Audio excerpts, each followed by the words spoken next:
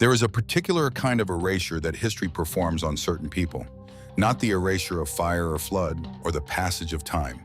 The deliberate kind, the kind where documents exist but names are left out of them, where a woman runs a household, raises children, makes decisions that affect dozens of lives.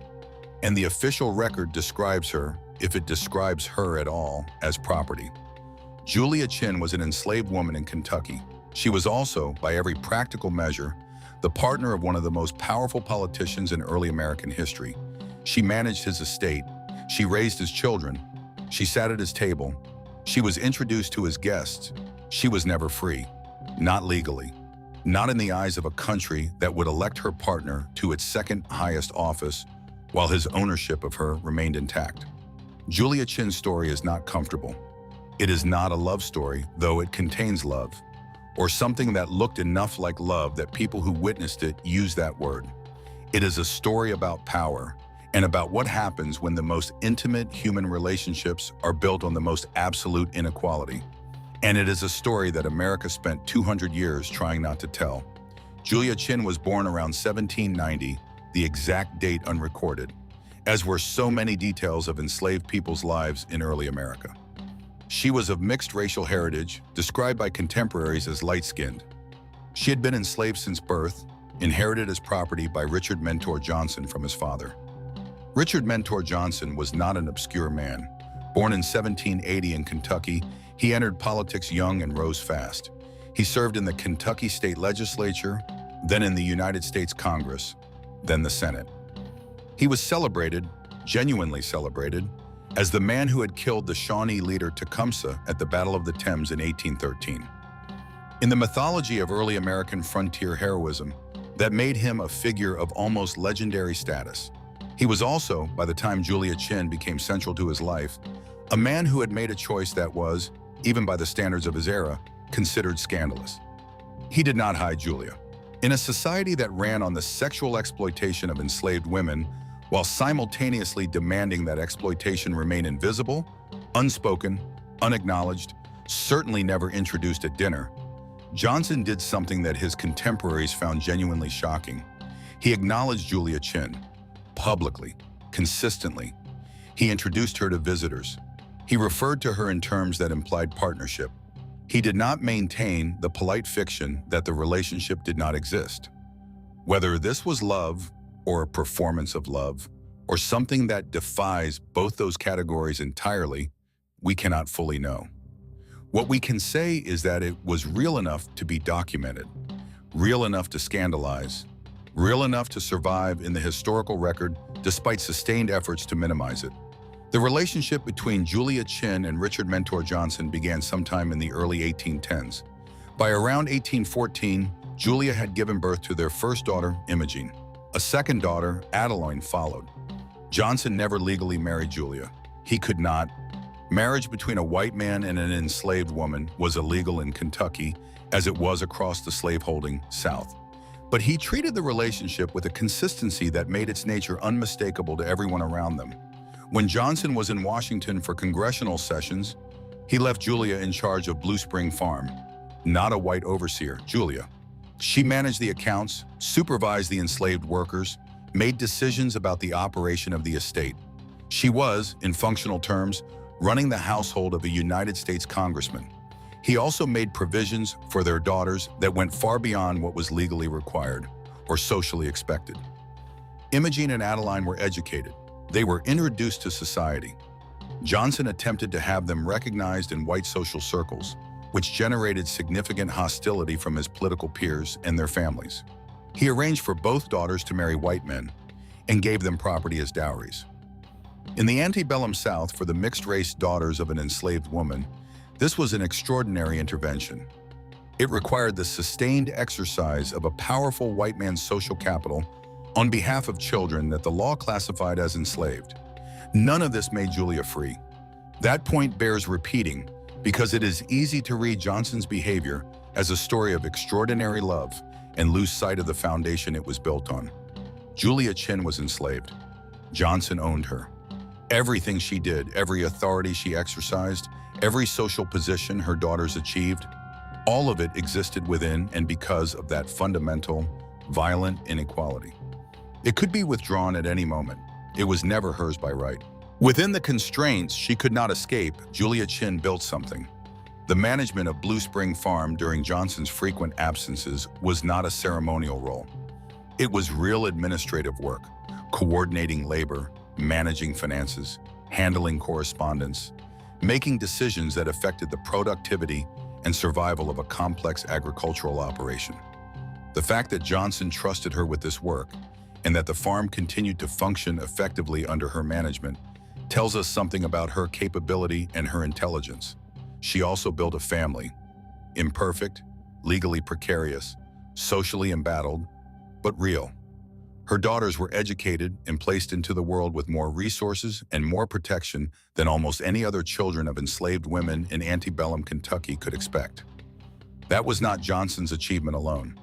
It was Julia's sustained advocacy for her own children within a system designed to deny her any claim to them at all. Visitors to Blue Spring Farm left accounts of Julia's presence there that are, read carefully, remarkable documents. She is described as presiding, as managing, as present at the table. These are not descriptions of an enslaved worker. They are descriptions of a woman who had, within the impossible parameters of her situation, carved out an authority that was visible and acknowledged. Whether she wanted that authority or a different life entirely, or simply freedom, we do not know. Her voice is not in the record, only the observations of others who watched her from the outside. Johnson's relationship with Julia became a significant political liability and a significant political story as his career reached its peak. When Andrew Jackson's Democratic Party selected Johnson as Martin Van Buren's running mate in 1836, the response from Southern Democrats was volcanic. Virginia's Democratic electors refused to cast their electoral votes for Johnson. The specific reason cited was his relationship with Julia Chinn and his refusal to pretend it had never happened. The irony of this is almost too much to absorb. These were men who owned enslaved people themselves. The sexual exploitation of enslaved women was endemic throughout the slaveholding South, an open secret maintained by collective silence and social convention. What offended them was not the relationship. What offended them was the acknowledgement, the visibility, the refusal to perform the necessary fiction. Johnson became vice president anyway, elected by the Senate after no candidate received a majority of electoral votes. He served one term under Van Buren, was not renominated, and faded from national political prominence afterward. But Julia was not there to see any of it. Julia Chinn died in 1833, 3 years before Johnson's election to the vice presidency. She died of cholera during one of the epidemic outbreaks that swept through Kentucky in that period. She was approximately 43 years old. Johnson was in Washington when she died. He returned to Kentucky. He mourned her, visibly, by the accounts of those who observed him. He had her buried on the property at Blue Spring Farm. He continued to speak of her in the years that followed in terms that made clear the depth of the loss. And then, because this is America in 1833, and because the political machinery did not stop, he acquired 2 more enslaved women, both of whom he subsequently treated in ways that his contemporaries described as similar to his relationship with Julia. Neither relationship achieved the depth or duration of what he had had with Julia. Both generated their own scandals. Neither woman has been remembered with even the minimal documentation that Julia received. This is worth sitting with. Julia Chinn, who left almost no direct record of her own voice, is still more documented than the women who came after her, which tells you something about the layers of erasure operating simultaneously in this history. What is Julia Chinn's legacy? Her daughters, Imogene and Adeline, lived into adulthood, married, had children of their own. They carried Julia's lineage forward into an America that was moving, slowly and violently, toward the Civil War that would end the institution that had defined their mother's entire existence. Johnson's refusal to hide Julia, whatever his motivations, whatever the terms of his ownership, created a historical record that would otherwise not exist.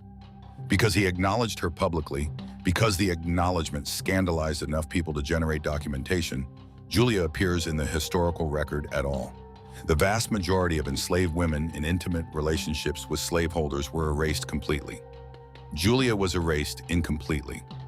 That incomplete erasure is, in the context of this history, a kind of survival.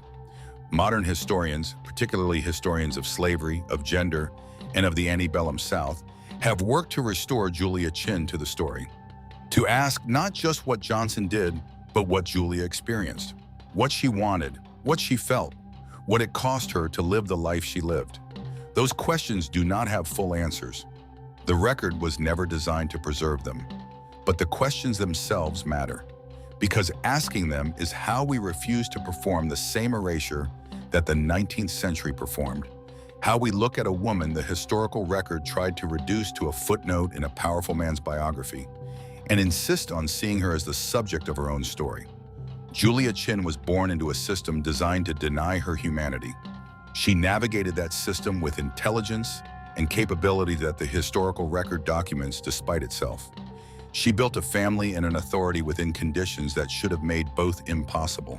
She deserved her freedom. She deserved her name in the record. She deserved more than the incomplete, second-hand story that survived her. This channel exists for stories like hers. Subscribe to Dark Ages Chronicles and leave a comment. What do you think Julia Chinn's story tells us about the difference between love and ownership? Stay in the shadows, stay curious,